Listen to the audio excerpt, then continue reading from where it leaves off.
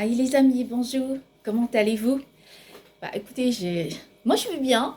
C'est vrai que c'est un moment, j'ai fait des vidéos souvent parce que j'ai envie de m'exprimer.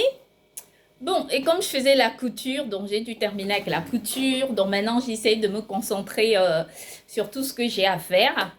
Et je suis plutôt très contente. Bon, ben j'espère que vous allez très bien, moi aussi. Et qu'est-ce que je dois vous dire? C'est tout simplement que je voulais faire une vidéo aujourd'hui parce que j'avais oublié d'évoquer des points très très importants hier dans la vidéo que je faisais. En effet, je voulais parler de la... je sais que j'avais déjà abordé la question, hein, mais je devais parler des exportations et surtout des exportations. Vous savez que il y a un très grand déséquilibre entre les exportations aujourd'hui dans le monde entier. Et la plupart du temps, dans les pays aujourd'hui, surtout des pays en voie de développement, en effet, comment dire, euh, excusez-moi, c'est parce que j'écris quelque chose et c'est pour ça. Euh, excusez-moi.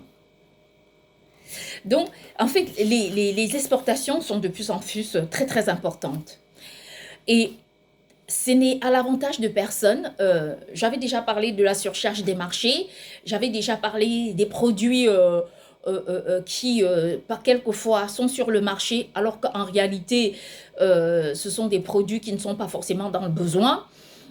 J'avais évoqué cette question, mais ça va beaucoup plus loin parce que tout récemment, j'en parlais avec une amie qui m'expliquait que justement, de plus en plus, dans les pays africains, la nourriture coûte de plus en plus cher. Toutes les denrées alimentaires sont devenues, coûtent énormément cher.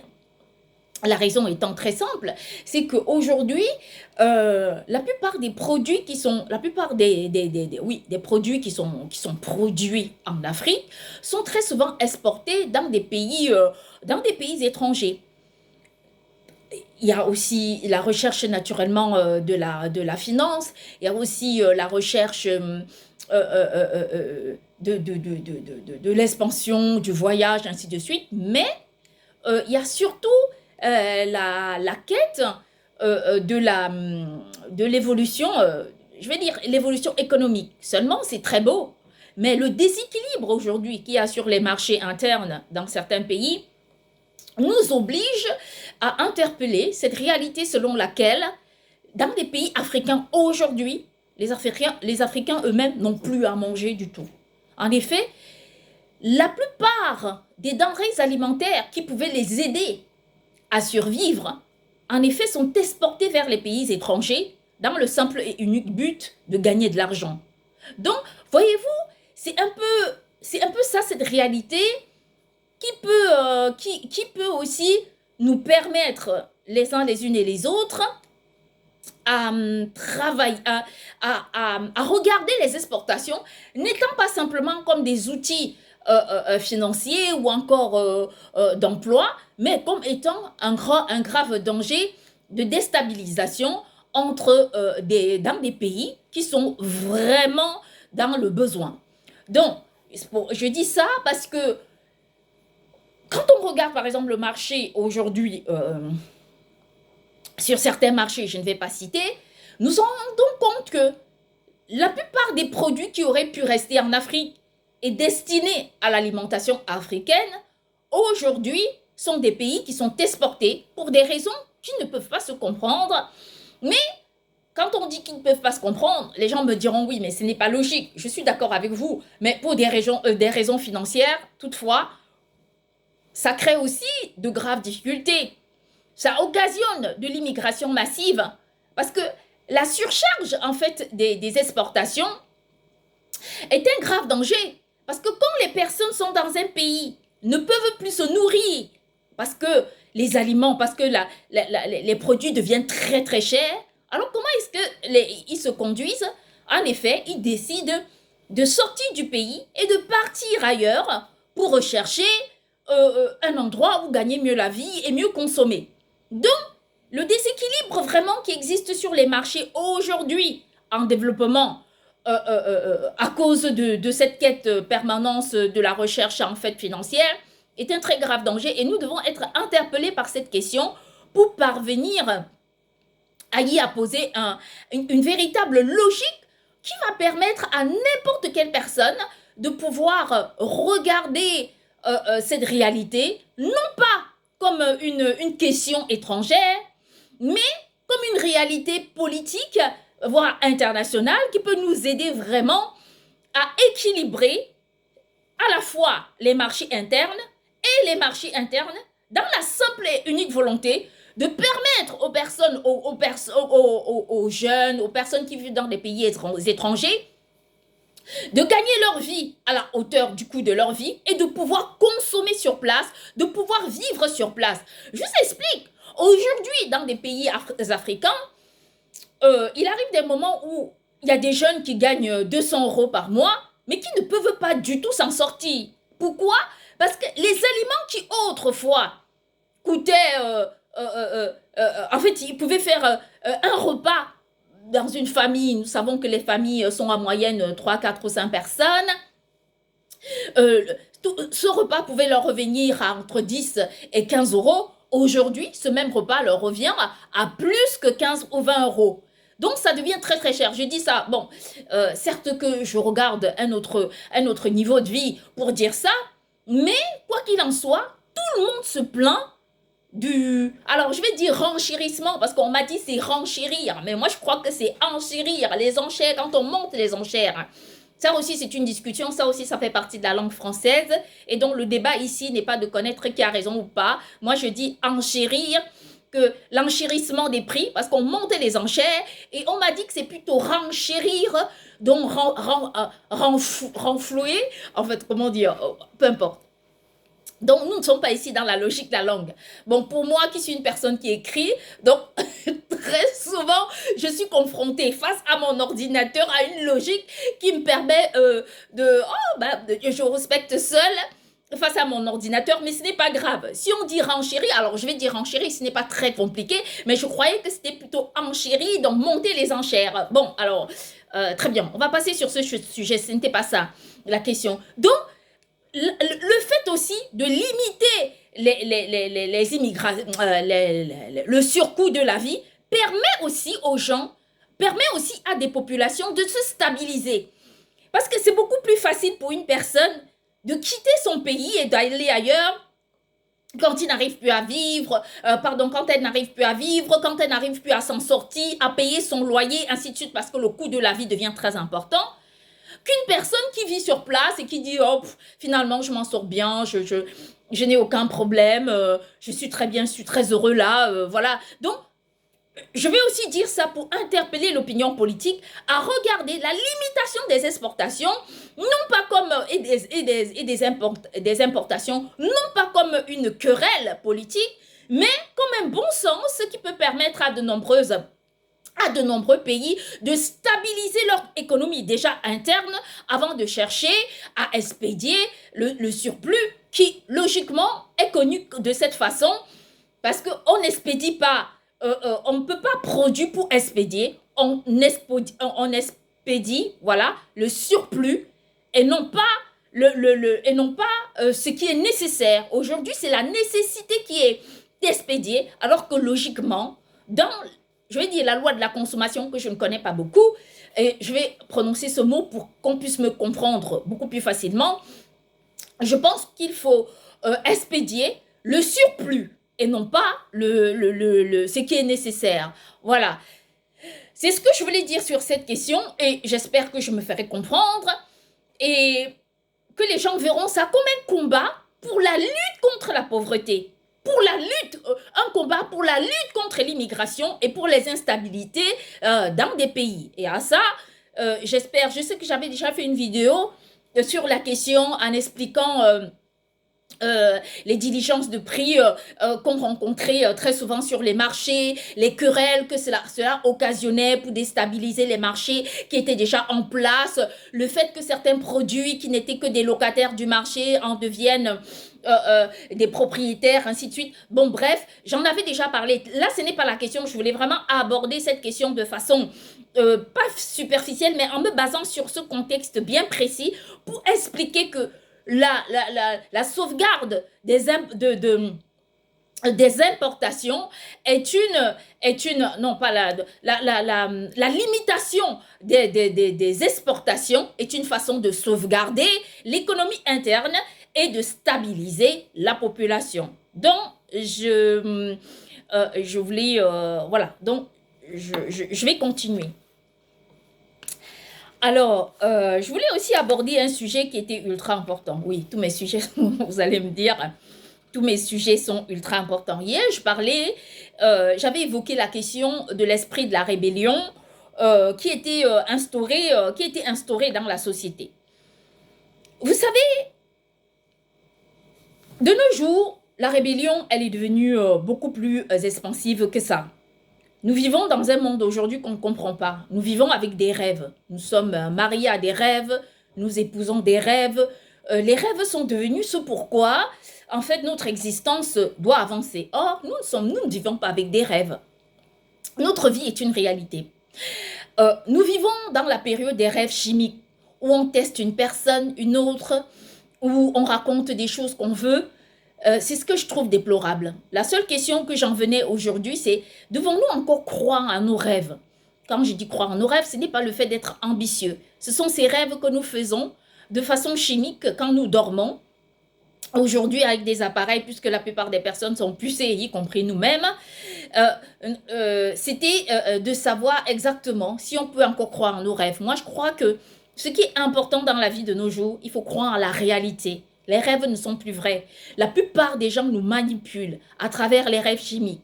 La plupart des gens nous manipulent à travers les émissions de télévision. Aujourd'hui, il y a certaines émissions de télévision qui sont carrément traduites ou encore certaines personnes utilisent l'intelligence artificielle pour rajouter des mots, voire retrancher certains afin de nous manipuler. En fait, bref, donc je voulais parler de tout ça, de ça pour interpeller des gens à se dire que c'est mieux de croire en la réalité. Si par exemple, une personne, prenons le cas, il y a de nombreux couples aujourd'hui qui se divisent et qui se séparent à cause de la manipulation.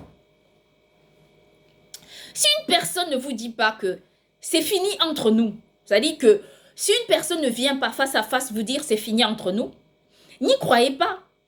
Ou encore, s'arrange à trouver un moyen pour vous dire c'est fini entre nous, n'y croyez pas. Sincèrement, je vous dis la vérité parce que à ce jour, les manipulations ont atteint un niveau où quelquefois quand je me lève de mon lit, je suis complètement épuisée.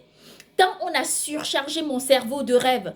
La nuit, dans ma vie, en fait, il y a des groupes de combat où chacun vient dans ma vie. Bien sûr qu'il y a des rêves divins qui existent, ça ce n'est pas le problème, je le sais.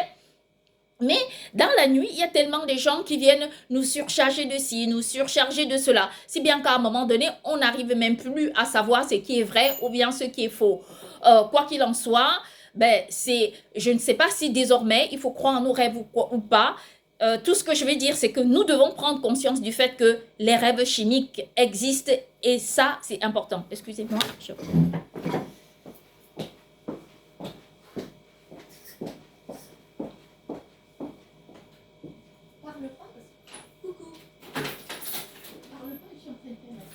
m'as entendu? Tu aurais pu attendre? Ah d'accord. Je suis venue t'ouvrir, tu vois. De rien. Je suis partie ouvrir la porte à mon fils. Donc je voulais aussi dire ça. Je voulais évoquer également une question voilà, qui me tient très à cœur. C'est la question des statistiques. Hier, je parlais de la France comme étant, en fait, de la France du monde entier. J'avais évoqué la France naturellement comme étant un espace dans lequel l'esprit de la rébellion est devenu aujourd'hui a remplacé l'esprit de du management. Les gens se servent d'autres personnes aujourd'hui pour détruire et pour désorganiser la société. C'est devenu presque normal, comme je dis presque normal, c'est devenu normal de créer dans la tête des gens un esprit de rébellion. Je dis ça et je réitère parce que c'est ultra important de revenir dessus. Je regardais la télévision il y a quelques jours. Vous savez que moi, depuis un mois, je ne regardais pas la télé, je suis en deuil. Et donc, enfin, si je regarde la télé, je n'écoutais pas la musique, donc il y a certaines émissions que je ne regardais pas, je ne m'occupais pas forcément de la politique. Et donc, il y a eu des émeutes en France et je vois que après, les émeutes ont suivi en Espagne. Quand je regardais la télévision, que ce soit sur TV5 Monde, France Info ou encore Africa News, je m'en suis rendu compte que on évoque toujours la question des statistiques. Les statistiques par-ci, les statistiques par-là. En France, on nous a dit que le président Emmanuel Macron devait être déchu à cause des statistiques. Parce que l'opinion collective n'est plus du tout favorable. Moi, je parle exclusivement du président Macron sans entrer dans vos codes, vos couleurs, parce que je vous connais. Parce que quand vous dites une chose, en fait, ce n'est pas ça du tout. Je vous connais. En fait, j'ai remarqué une chose. C'est quand même c'est quand même incroyable. Quand vous parlez, en fait, vous ne parlez pas, vous expliquez un truc. Donc, quand quelqu'un dit quelque chose, il faut faire très attention parce que vous ne comprenez jamais ce qu'on vous dit. Il y a des gens qui parlent comme moi en disant des choses telles qu'elles sont et non pas des choses pour trafiquer la réalité ou encore pour aménager la réalité. Non, non, pas du tout. Moi, je suis quelqu'un de très concret, de très vrai. Je fais mes choses quand je dois les faire. Ça n'a rien à voir. Il ne faut pas que cela ait un impact sur quoi que ce soit. Non, je les fais parce que je dois les faire. Je ne les fais pas par conviction sectaire ou quoi que ce soit. Vous savez que je ne suis pas là et que je n'adhère pas à ce genre de comportement de gestion humaine. Donc pour moi, je crois que l'être humain mérite mieux que ça, que des codes, que les couleurs. Voilà, c'est un peu ce que je voulais dire pour être clair sur ce sujet. Bref, parlons des statistiques. Lorsque on nous fait croire que le président Emmanuel Macron ne doit pas doit rencontrer des problèmes, en fait, ne doit plus être président à cause d'une question statistique, moi j'ai simplement envie de dire que voilà, ça encore, c'est une question de la démagogie. C'est-à-dire qu'elle a atteint une démagogie. C'est-à-dire que cette question, c'est la démagogie la plus accrue. Vous savez, il y a des vérités que je connais, dont les gens ne savent même pas que je les connais. Moi, je n'interviens pas ici à cause d'une question politique, mais moi, j'interviens simplement pour dire la vérité. C'est-à-dire que ce que je dis ici, ça n'a rien à voir avec une position politique. Ça a à y voir avec une position humaine, purement humaine. Moi, j'apprécie le président Macron. Pourquoi? Parce que c'est un président qui a su être à l'écoute de son peuple, qui a pris sur lui, en ces temps de la politique, qui est très très difficile et très coriace, tous les écueils qu'on peut rencontrer dans la société, la plupart des problèmes, il les a affrontés pour parvenir à gérer la France. Ça, c'est important. Je ne dis pas que dans le monde, les personnes ne devraient pas contester. Les plus grandes causes politiques ont été gagnées parce que les gens de bon sens qui ne brûlaient pas les voitures, qui ne cassaient pas les bureaux, qui ne cassaient pas ceci ou cela, avaient compris que la riposte collective pouvait aider les politiques, pouvait changer la position des politiques. Parce que finalement, comme je le dis toujours, il n'y a aucun représentant ou aucune représentante politique qui aimerait voir son peuple souffrir. Ça n'existe pas. Donc, j'en viens au fait que quand on parle du président Emmanuel Macron, moi j'ai suivi sa politique. Et on évoque sa défaillance en interpellant une question de statistique. Alors moi, sur cette question statistique, je vais dire, il faut qu'on arrête avec la démagogie. Parce que si la démagogie pouvait gérer un territoire, pardon, si la démagogie pouvait gérer un territoire par les statistiques, alors dans ce cas, le président Emmanuel Macron ne devait jamais avoir des problèmes. Parce que pour être président, statistiquement parlant, il a raflé tous les mérites. Il a même eu, on peut lui attribuer la note d'excellence. des statistiques. Il a été candidat à sa première élection présidentielle. Statistiquement parlant, il était favorable. Il avait battu Madame Le Pen, qui, j'en viens, je vais expliquer, qui aussi trouvait une faveur statistique, mais moins importante que celle du président Macron. De nos jours, à son deuxième mandat, il a été statistiquement favorable.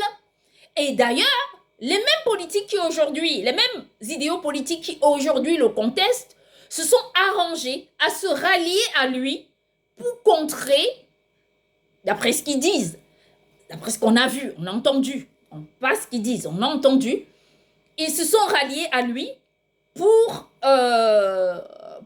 détrôner l'extrême droite. Bon, là encore, n'oublions pas que les statistiques étaient favorables pour le président Emmanuel Macron. Seulement, ce que les gens ne comprennent pas, c'est que si un président comme le président Emmanuel Macron ne peut pas gérer un pays, parce que les statistiques le démontrent favorable, alors qui gérera? Est-ce qu'aujourd'hui, les statistiques favorables sont un fait nouveau pour nous? Eh bien non. Eh bien non. Tout simplement parce que s'il faut s'en tenir à la question statistique, on va simplement dire que cherchons le tableau des statistiques et évoquons cette explication de la gestion d'un peuple comme étant un acquis. Et dans ce cas, le président Emmanuel Macron ne devrait jamais avoir de problème. Parce que si les statistiques étaient favorables pour lui, alors expliquez-moi pourquoi, en son égard, expliquez-moi pourquoi une autre personne qui aujourd'hui est statistiquement favorable devrait mieux faire que lui, d'autant plus qu'il a connu exactement les mêmes faveurs populaires. À ça se tient la grande démagogie qui se cache derrière même les faits les faits existentiels. Les gens cachent leur malaise derrière les questions politiques qui ne doivent pas diviser. Quand j'entends que la question des retraites divise les gens, moi j'avais suivi la première réforme des retraites. Sur cette question, moi je n'avais pas trouvé d'ambiguïté. Pourquoi? Parce qu'elle était tellement claire, limpide pour chacun et n'importe qui pouvait comprendre. Des gens ont discuté pour l'âge de départ à la retraite, certaines personnes en ont discuté à cause des métiers précaires, ainsi de suite. Pour ma part, moi, je n'ai pas du tout, j'avais donné j'avais porté ma position en ma faveur, mais je ne m'étais pas avancée. Donc, quand on croit que les statistiques peuvent gérer un pays, moi j'ai envie de dire aux gens, essayez de vous moquer moins de nous.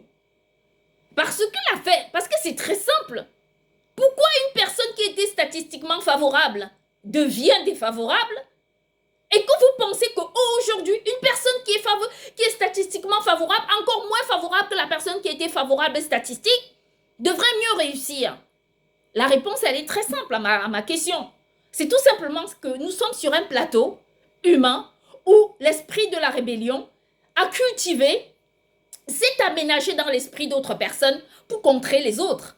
C'est-à-dire que nous ne sommes plus sur un esprit du management avec une sorte d'empathie, mais tout simplement le management par ségrégation, par distinction, par domination. Voilà, moi je vais dire ça comme ça. Et donc, à partir de là, on se rend compte que ce sont toujours les mêmes personnes qui rencontrent les problèmes. Moi, je viens de vous parler...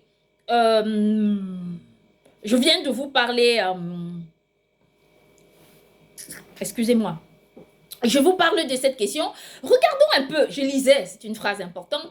Regardez ce qui se passe à travers le monde. Si vous regardez de nos jours, il n'y a plus des présidents qui tiennent longtemps sur place. Nous avions cité le président Bazoum, qui était un président qui avait été élu au suffrage universel par son peuple. Il a été détrôné. Et depuis ce temps, nous voyons de plus en plus des personnes qui essayent de pratiquer la même politique dans d'autres pays. Et ces cas sont devenus des cas tellement récurrents, si bien que aujourd'hui, détruire une gouvernance en place n'est que favorable pour les gens qui pensent qu'il est très important, voire même utile, de détruire des personnes pour exister. Or, ce n'est pas ce qu'il faut faire. Moi, je vais dire ça parce que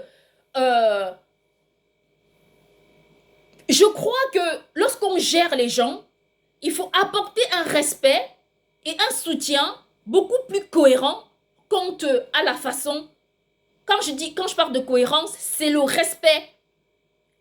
Un respect qui doit être à la hauteur des êtres humains.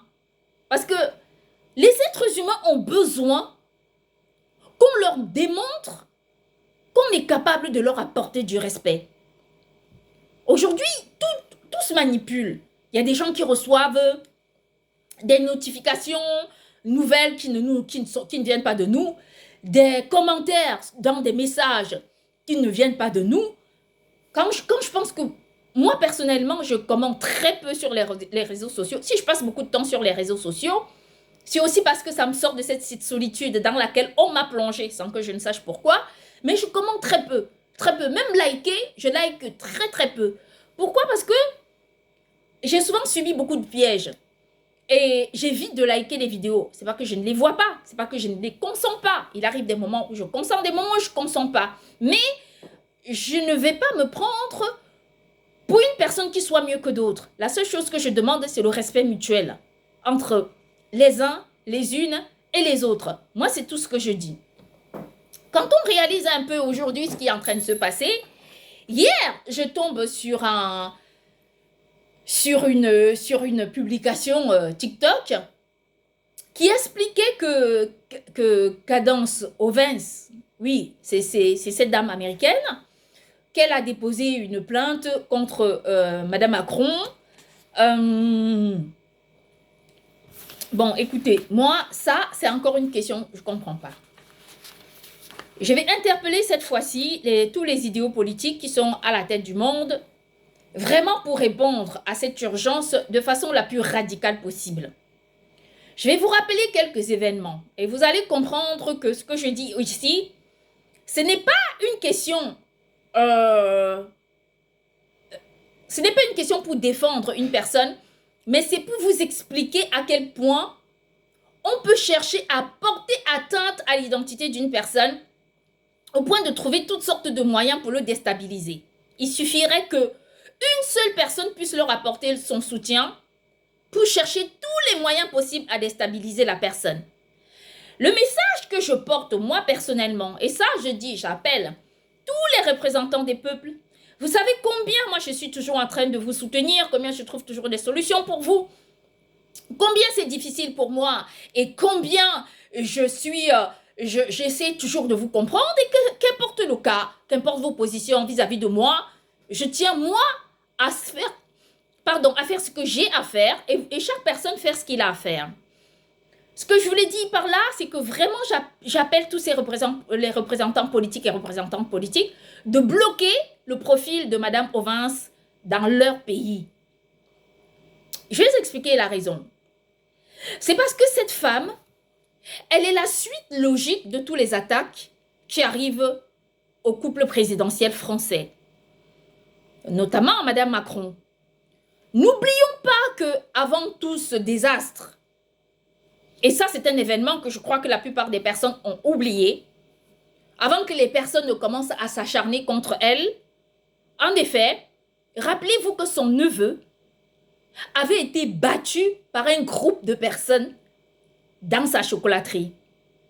Je ne sais pas si vous vous souvenez de cet événement. Toutes les chaînes de télévision en ont parlé. Comme si ce n'était pas suffisant, il y a une Américaine comme ça qui devient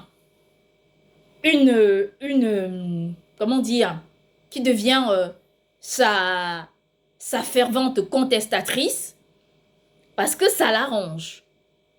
Vous savez, moi j'ai toujours dit que Madame Macron, c'est une personne qui ne posait de problème à personne. Et la plupart des Français peuvent savoir que c'est la vérité. Parce que on ne l'entend jamais. Elle s'occupe de ses problèmes. Les tâches qui sont les siennes, elle les accomplit sans forcément s'occuper d'autres personnes. Je pense que c'est une des premières dames la plus discrète qu'on ait jamais connue. Parce que sincèrement, on la voit très peu. Et même quand elle se présente en public, En fait, c'est une personne qui a beaucoup de réserves. Oui, les gens vont dire, elle a été prof. Oui, c'est vrai. Mais ce n'est pas la question. La question, c'est vraiment de juger quelqu'un par rapport à son comportement. Si moi, j'appelle les Français et les Françaises à leur poser la question, qu'est-ce qu'elle vous a fait? Vous ne pourrez jamais dire ce qu'elle vous fait, ce qu'elle vous a vraiment fait. Parce qu'aujourd'hui, qu'est-ce qu'on lui réclame? On lui réclame rien du tout. Ce qui se passe aujourd'hui, ce sont des mécanismes de déstabilisation, de destruction et de sabotage qui sont mis en place pour déstabiliser ce couple. Je vais vous expliquer une chose. C'est que quand on regarde la destruction de l'autorité des premiers ministres, des présidents à travers le monde entier, on peut aussi, c'est pas qu'on peut aussi, on rapproche tous ces faits pour apporter une similitude qui ne trompe pas. Regardez un peu en France. Eh bien moi, je vais dire ça pour consoler Madame Macron. Je sais que quand on traverse des situations aussi compliquées, on n'est pas tranquille. Depuis combien d'années? Combien de premiers ministres avons-nous eu? Ça prouve le malaise qu'il y a en France. Pourquoi? Parce qu'il y a des gens qui veulent instaurer une politique néfaste en France, mais qui n'y arrivent pas et ça ne les arrange pas. Il faut absolument contester. Donc, ce que je vais dire aujourd'hui, c'est qu'il faut déjà revoir et se demander, pour Mme Macron, qui sûrement, elle a côtoyé ses ministres, s'est dit, mais lequel était le moins compétent? Elle comprendra que tous ont été capables, mais c'est un système qui est mis en place pour les déstabiliser. Quand le moindre élément qu'on trouve sur qui que ce soit, bah, on apporte sur le plateau. Est-ce que je corrobore? Vous connaissez tous ma position. Vous connaissez, s'il y a une personne qui est intransigeante et derrière son intransigeance est claire et nette, à peu près, je ne suis pas parfaite, c'est moi. Parce que non seulement je me dis, ne faisons pas comme ça, et je dis aussi, vous qui avez fait, il ne faut surtout pas le faire. Parce que c'est terrible. Donc, parce qu'il faut choisir de mieux faire. Voilà, je vais dire ça pour être plus correct envers moi-même. Les instabilités politiques à travers le monde se sont tellement accrues, si bien qu'aujourd'hui, que les gens ne viennent pas nous faire la leçon de morale en nous disant que ce qu'elles sont en train de faire, c'est pour le bien d'un peuple. Non, ce sont tout simplement, purement et simplement pour des réclamations qui leur sont directes et associées à leur volonté de dominer d'autres personnes. Quand j'évoque cette question, si vous regardez la plupart des chaînes de télévision ou des médias sociaux, de nombreuses personnes en parlent, se questionnent. Dès qu'une personne est face à ces gens, c'est la déstabilisation qui se met en place. Quand on évoque la question de la déstabilisation, prenez mon cas. Moi, je suis une des citoyennes au monde les plus correctes qui n'ait jamais existé. D'ailleurs, si je dis ça, beaucoup de personnes pourraient dire, ah oui, non, mais elle peut dire ceci ou cela, mais même Dieu me parle. Et alors, si Dieu me parle, ça veut dire c'est qu'il y a une raison qui est fondamentale à ça. C'est aussi parce que Dieu voit en moi une certaine vérité de conscience, une certaine pureté d'esprit pour pouvoir me parler. Je ne dis pas que il est toujours d'accord avec ce que je fais. Je n'ai pas dit ça, mais je dis simplement que ok, d'accord. Bon, donc très souvent, il est d'accord avec moi. Je rigole parce que quand il veut nous répondre, il nous répond de toutes les façons, de n'importe quelle autre façon. En fait, bref, donc, la seule chose que je dis, c'est que moi-même, je suis contestée. Moi-même, je suis déstabilisée. Quand j'interpelle les représentants et les représentants du monde à soutenir Madame Macron en interdisant dans leur pays la chaîne de médias sociaux de Cadence Ovens, c'est simplement pour démontrer à toutes ces personnes que vos consoeurs sont vos consoeurs et qu'on ne doit pas passer par des mécanismes de destruction pour les détruire, même en venant à partir de vos pays.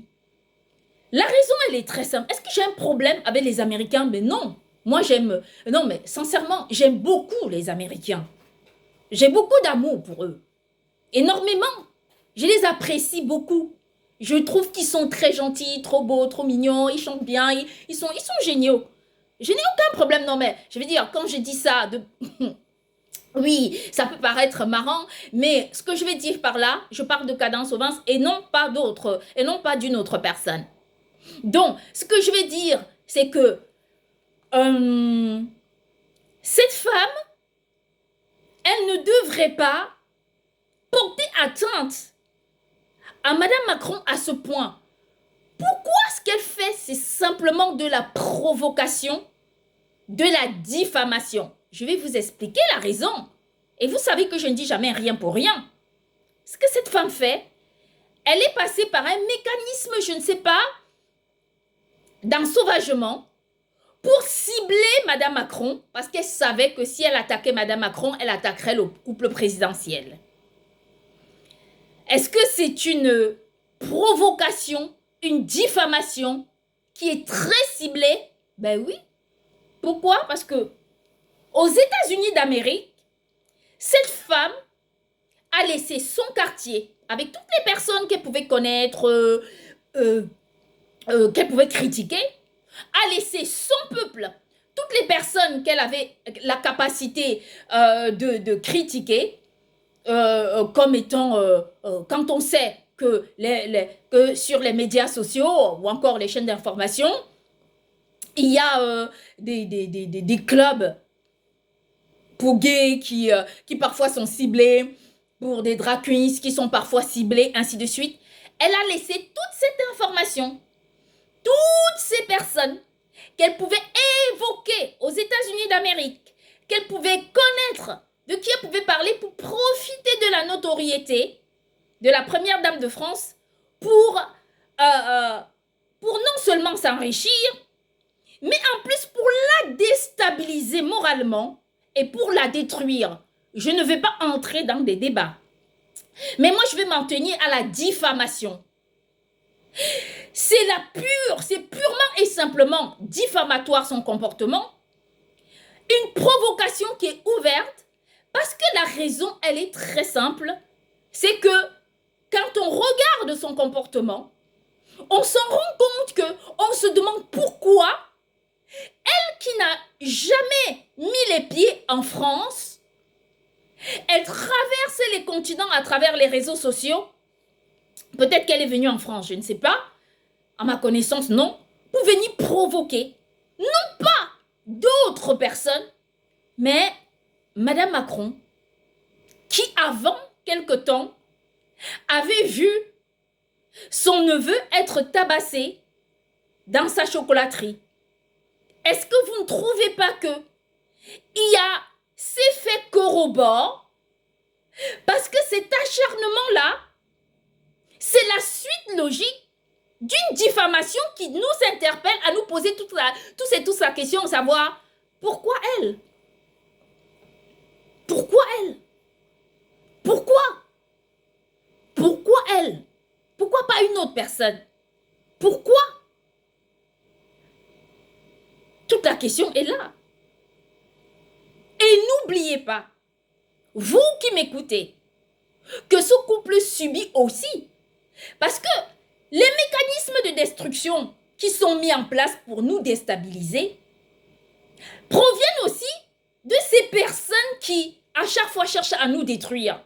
Mais quand elles n'y arrivent pas, en fait, elles cherchent des coupables pour les condamner. On se rappelle que après cet épisode, il y avait eu quand le neveu de Madame Macron avait été battu à sa chocolaterie, il y avait eu un épisode d'ouragan. C'était vraiment quelque chose d'assez incroyable et impossible à tenir. Et moi, je vais vous dire une chose. Posons-nous la question de savoir pourquoi Cadence Ovens, pourquoi est-elle procureure de tribunal en France? Fait-elle partie de la haute juridiction française? Pourquoi traverse-t-elle les continents pour venir en France provoquer Madame Macron, s'enrichir avec son nom? Moi, je trouve ça désastreux. Non, c'est-à-dire que si vous n'êtes pas scandalisé, S'il y a une seule juridiction dans ce monde qui donne raison à Kadence Ovens, alors je vous rassure que ce monde s'y marche sur la tête. Ce n'est pas normal. Ce n'est pas juste de se servir du nom des gens pour s'enrichir, de se servir du nom des gens pour avoir des notoriétés. Il faut apprendre à construire une notoriété. Il faut apprendre à construire sa propre identité avec le peu de moyens qu'on a. La plupart des personnes cherchent à courir, à y arriver sans forcément forger. Mais il faut chercher à travailler quand on sait quel est le rapport entre l'accusation que profère Kadence Ovens contre notre première dame et le fait de vendre des t-shirts qui portent son nom et des slogans qui l'incombent. Ce caractère diffamatoire ne doit pas nous laisser nuire face à cette question. Ça doit nous interpeller. Ça doit nous rappeler combien il est juste de défendre des droits légitimes en se basant sur un caractère réel qui n'est tout autre que les faits qui sont entendus, qui sont vus. Parce que ce caractère diffamatoire est très ciblé, nous démontre à quel point ce n'est ni une critique. Encore, on aurait dit que quand la critique existe, on peut arguer une correction. Mais ce n'est ni une critique, ni une interpellation quelconque à un changement, ni une sorte de représentation dans les statistiques, mais c'est une question qui est très ciblée, qui concerne Madame Macron. Quand elle évoque cette question, dont elle évoque souvent, moi je ne vais pas m'intéresser à ça. À supposer qu'elle raconte ce qu'elle veut, parce que n'oublions pas que Madame Obama a subi exactement les mêmes problèmes. Elle en a bavé, elle en a vu. Je ne sais pas si d'autres représentantes et d'autres représentants politiques l'ont soutenue en disant non aux sites qui se servaient de leur nom pour se faire des propagandes et pour se faire connaître. Aujourd'hui, dans le monde entier, tout le monde connaît Madame Ovens. Pourquoi? Parce qu'elle a choisi sa cible. Parce que ce n'est pas quelqu'un qui a porté critique, mais elle a construit un caractère diffamatoire pour détruire le nom des gens, alors que ces personnes n'avaient rien fait du tout. C'était des personnes innocentes. Donc, si on parlait des statistiques parlant, oui, rhétorique, si je parle simplement des statistiques, dans ce qu'elle nous raconte, il n'y a pas une énonciation de statistiques. Elle ne dit pas, dans le monde, nous connaissons qu'il y a tant nombre de personnes, y compris Madame Macron. Non, elle pointe directement Madame Macron comme étant une cible de ces problèmes. C'est devenu la question de son auditoire. Tout ce qu'elle fait est basé sur le nom de Madame Macron. Elle vit par son nom, elle respire par son nom, elle n'existe que par son nom. Parce que les personnes comme Madame Ovens sont des personnes qui sont dénuées d'ambition. Elles profitent du malheur des gens pour les détruire, pour les déstabiliser, alors qu'il n'y a pas de raison à ça. On ne peut pas expliquer cela. Alors moi, je vais dire une chose. Quand on veut aider des gens vraiment, si c'était une question de dénonciation, quand on parle d'une dénonciation, lorsqu'il s'agit d'un fait isolé, ça peut se comprendre. Mais lorsqu'on parle d'une dénonciation qui est un fait généralisé, mais qui sort de sa généralité pour cibler une personne, alors il s'agit d'une provocation pure et simple et d'un caractère purement diffamatoire et nul ne peut dire non à cette réalité. J'aurais voulu qu'elle me parle des statistiques. J'aurais voulu qu'elle me parle d'une critique. J'aurais voulu qu'elle évoque la question comme étant une sorte de rejet pour elle. J'aurais voulu que les choses se passent comme ça. Mais non, dans son discours, on ne l'entend pas critiquer. Non, pas du tout. On ne l'entend du tout pas critiquer. C'est pourquoi elle condamne Madame Macron. On ne l'entend pas critiquer. On ne l'entend pas énoncer la question comme étant quelque chose pour elle qui n'est pas normal. Mais non, tout au contraire, ça ne l'intéresse pas de critiquer la question, d'interpeller les statistiques pour appeler au changement. Ce qui l'intéresse, c'est utiliser le nom de Madame Macron pour mieux la déstabiliser, pour mieux déstabiliser le président Macron. Et d'ailleurs, la réalité est simple. Regardons ce qui se passe en France. La suite logique de tout ça. Vous savez, quand vous m'entendez, vous comprenez très bien que moi, je ne suis pas là pour créer une ségrégation. Pas du tout. Moi, mon but, c'est celui d'apporter mon point de vue.